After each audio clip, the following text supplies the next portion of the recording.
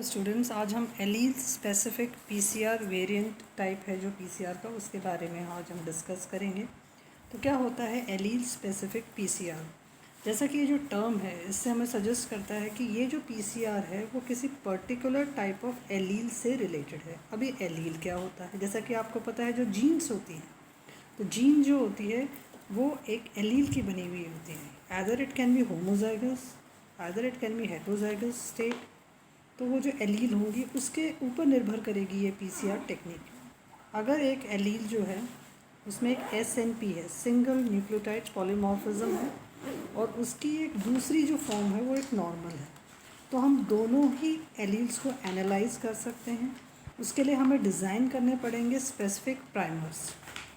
तो एक प्राइमर जो होगा वो एसएनपी जिसमें कि आपके चेंजेस हुए हैं, और दूसरी वो जो कि आपकी एक नॉर्मल एलील है। तो हमें इसके लिए मॉडिफाई करना पड़ेगा एक सिंगल बेस, जो तीसरा सिरा होगा हमारे प्राइमर का, वहाँ पे हमें मॉडिफाई करना पड़ेगा। अब ये जो प्राइमर है वो मैच करेगा नॉर्मल एलील को, और दूसरा जो प्राइमर हो वो मैच करेगा म्यूटेंट एलील में। हम एक ही रिएक्शन में पीसीआर को परफॉर्म करेंगे साइमल्टेनियसली।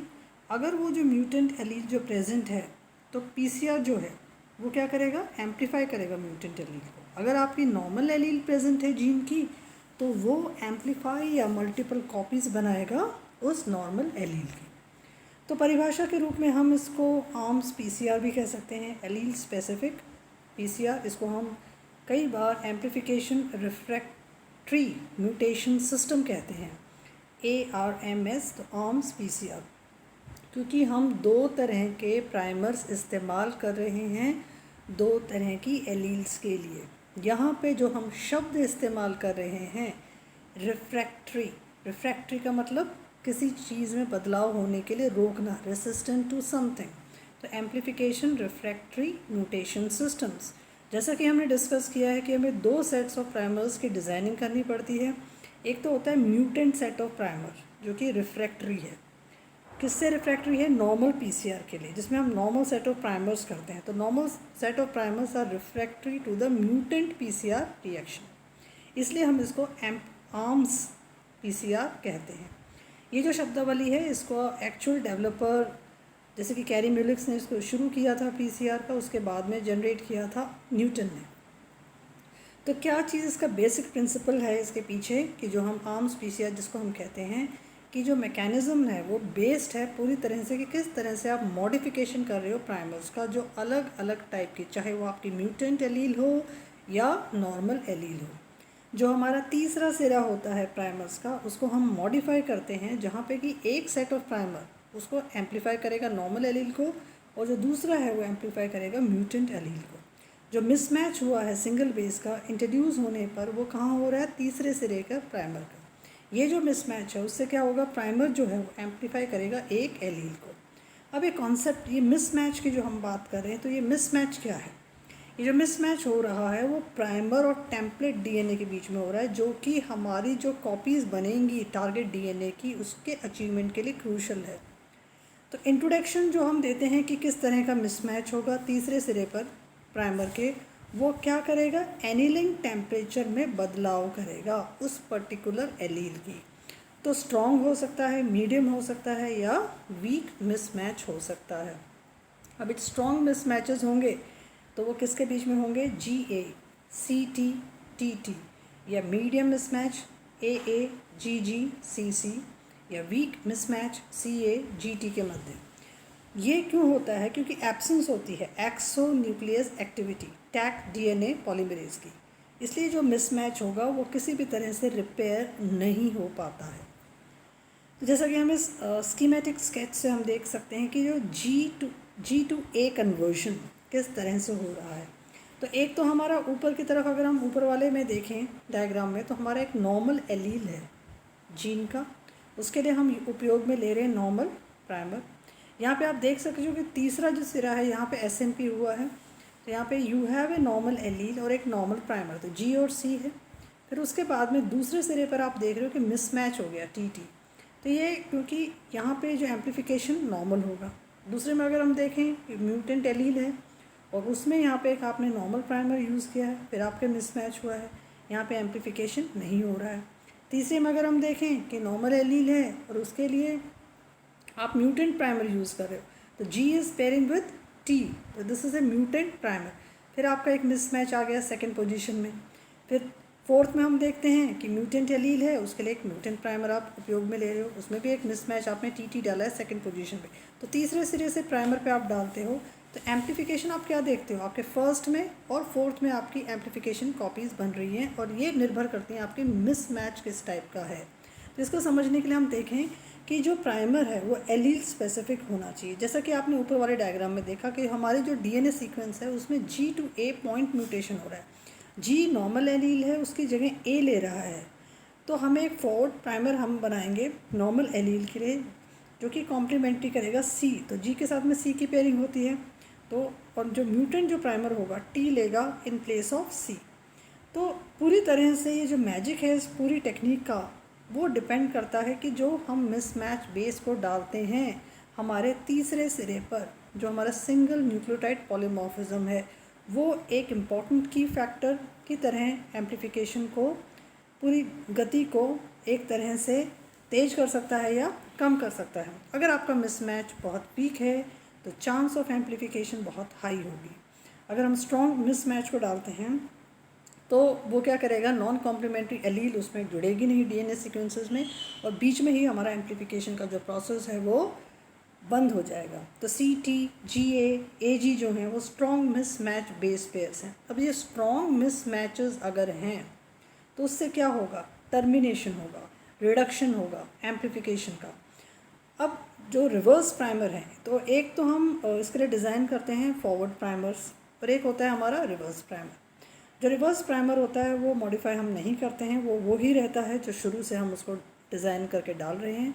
तो उसके कुछ क्राइटेरिया होते हैं कि हमारा प्राइमर कैसा होना चाहिए। तो हमारा जो प्राइमर होता है, जो कि हमारा रिवर्स जो प्राइमर है, वो उसकी जो लंबाई है वो एलील स्पेसिफिक रहेगी, मतलब 20 से 30 न्यूक्लियोटाइड्स तक की हम लंबाई उसमें रखते हैं।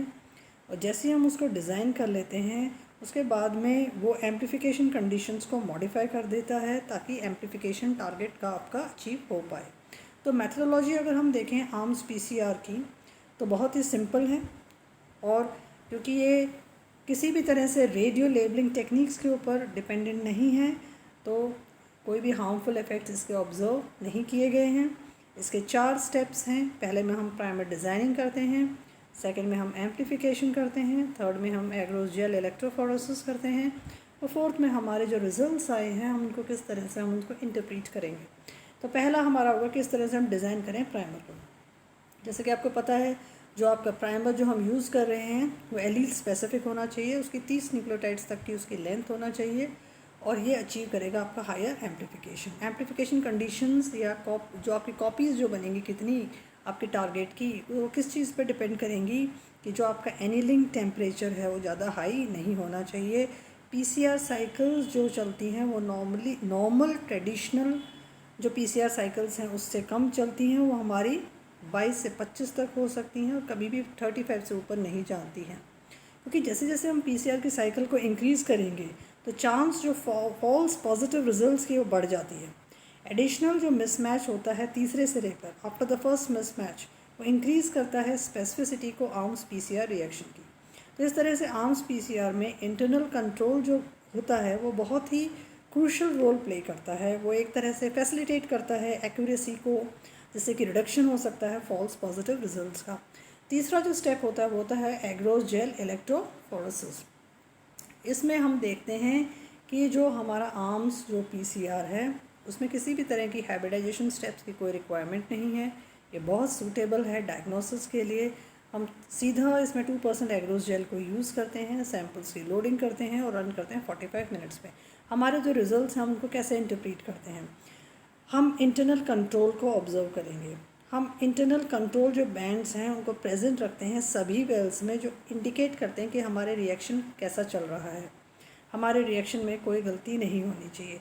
मान लीजिए आपके पास 3 सैंपल्स हैं, एक नॉर्मल है, एक हेट्रोजाइगस कैरियर का है और एक होमोजाइगस डोमिनेंट का है। क्योंकि एलील की बात है तो हेट्रोजाइगस कैसी होती हैं, एक डोमिनेंट और एक recessive, that is heterozygous. Homozygous means either it can be your recessive same, or either it can be your dominant same, that is homozygous condition. तो हम इसमें हमने 3 सैम्पल्स लिए, 3 तरह के लिए। हमने एक नॉर्मल लिया, हमने एक हेट्रोजाइगस लिया और हमने एक होमोजाइगस लिया।